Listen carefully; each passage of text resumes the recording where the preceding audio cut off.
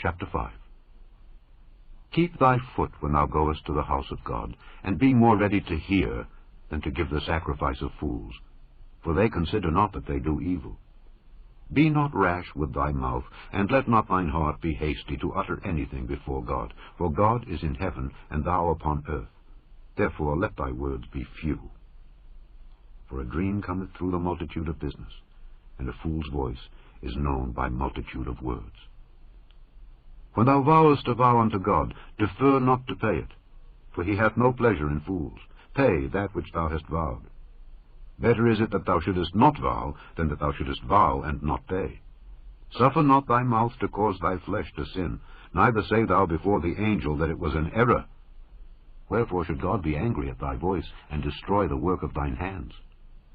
For in the multitude of dreams and many words there are also divers vanities.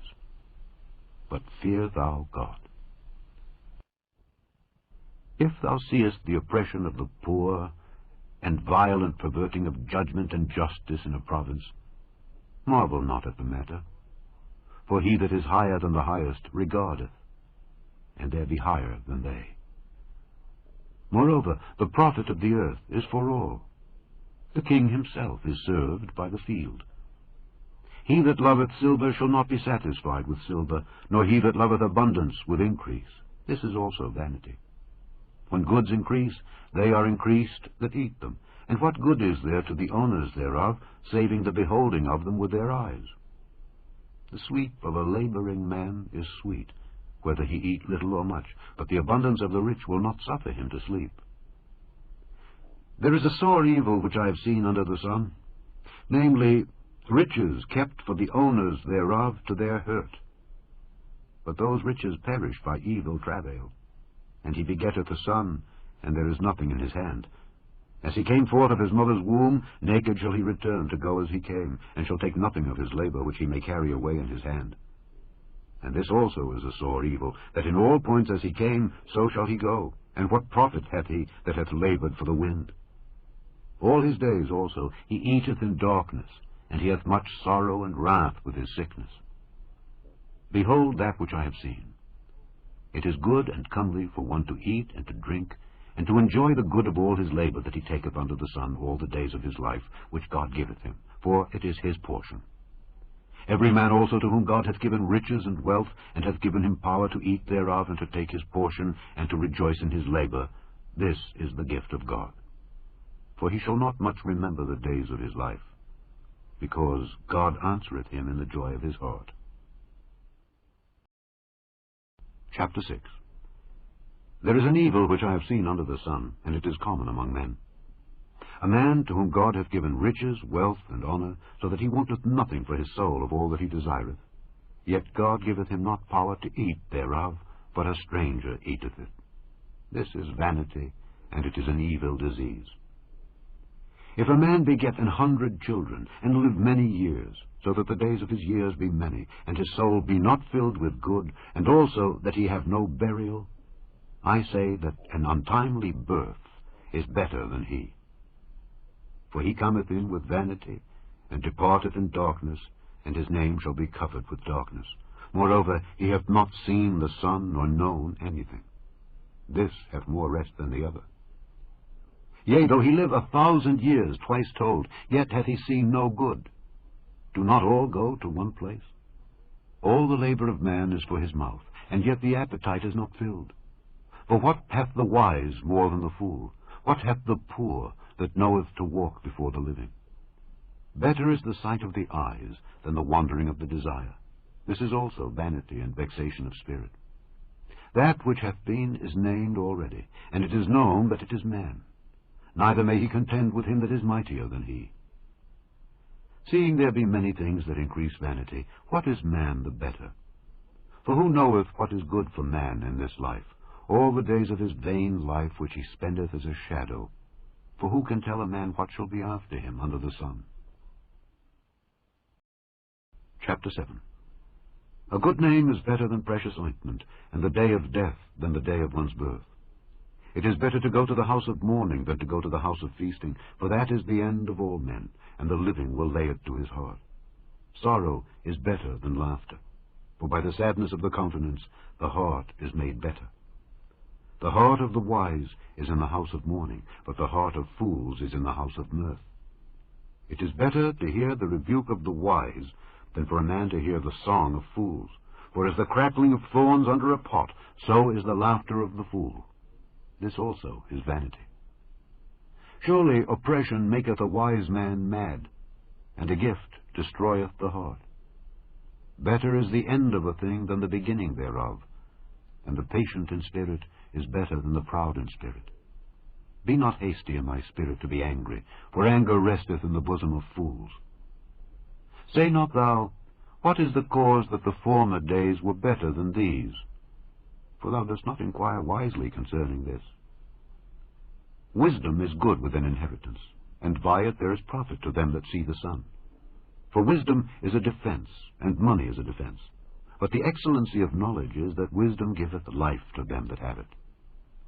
Consider the work of God, for who can make that straight which he hath made crooked?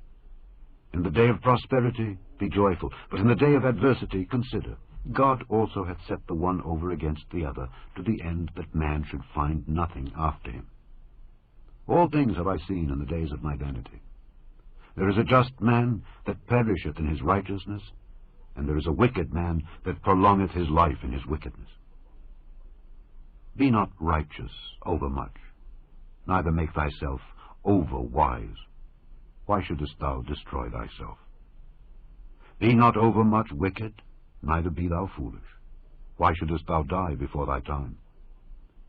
It is good that thou shouldest take hold of this. Yea, also, from this withdraw not thine hand, for he that feareth God shall come forth of them all. Wisdom strengtheneth the wise more than 10 mighty men which are in the city. For there is not a just man upon earth that doeth good, and sinneth not. Also, take no heed unto all words that are spoken, lest thou hear thy servant curse thee. For oftentimes also thine own heart knoweth that thou thyself likewise hast cursed others. All this have I proved by wisdom. I said, I will be wise, but it was far from me. That which is far off and exceeding deep, who can find it out? I applied mine heart to know and to search and to seek out wisdom, and the reason of things, and to know the wickedness of folly, even of foolishness and madness. And I find more bitter than death the woman whose heart is snares and nets, and her hands as bands. Whoso pleaseth God shall escape from her, but the sinner shall be taken by her. Behold, this have I found, saith the preacher, counting one by one, to find out the account, which yet my soul seeketh, but I find not. 1 man among 1,000 have I found, but a woman among all those have I not found. Lo, this only have I found, that God hath made man upright, but they have sought out many inventions. Chapter 8. Who is as the wise man, and who knoweth the interpretation of a thing? A man's wisdom maketh his face to shine, and the boldness of his face shall be changed. I counsel thee to keep the king's commandment, and that in regard of the oath of God. Be not hasty to go out of his sight. Stand not in an evil thing, for he doeth whatsoever pleaseth him.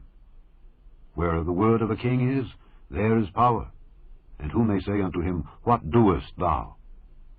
Whoso keepeth the commandment shall feel no evil thing, and a wise man's heart discerneth both time and judgment. Because to every purpose there is time and judgment, therefore the misery of man is great upon him. For he knoweth not that which shall be, for who can tell him when it shall be? There is no man that hath power over the spirit to retain the spirit, neither hath he power in the day of death, and there is no discharge in that war. Neither shall wickedness deliver those that are given to it. All this have I seen, and applied my heart unto every work that is done under the sun. There is a time wherein one man ruleth over another to his own hurt. And so I saw the wicked buried, who had come and gone from the place of the holy, and they were forgotten in the city where they had so done. This is also vanity. Because sentence against an evil work is not executed speedily, therefore the heart of the sons of men is fully set in them to do evil. Though a sinner do evil 100 times, and his days be prolonged, Yet surely I know that it shall be well with them that fear God, which fear before him. But it shall not be well with the wicked, neither shall he prolong his days, which are as a shadow, because he feareth not before God. There is a vanity which is done upon the earth, that there be just men unto whom it happeneth according to the work of the wicked. Again, there be wicked men to whom it happeneth according to the work of the righteous. I said that this also is vanity. Then I commended mirth, because a man hath no better thing under the sun than to eat and to drink and to be merry. For that shall abide with him of his labor the days of his life, which God giveth him under the sun.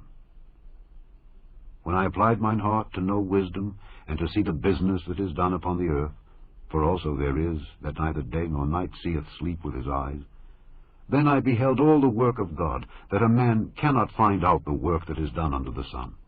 Because though a man labor to seek it out, yet he shall not find it.